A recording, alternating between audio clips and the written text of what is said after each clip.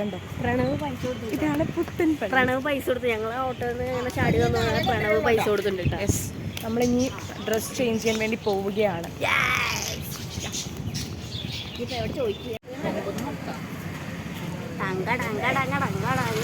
പിന്നെ പ്രണവ് ഞങ്ങൾക്ക് മേടിച്ചിട്ട് പറഞ്ഞപ്പോൾ പാവനിധിയായ പ്രണവ് നമുക്ക് മേടിച്ചതെന്നാണ്. 2 കാടാസ്, 2 ബിഗ് എഗ് ആൻഡ് ഞാനുണ്ട്. എങ്ങനെയുണ്ട്?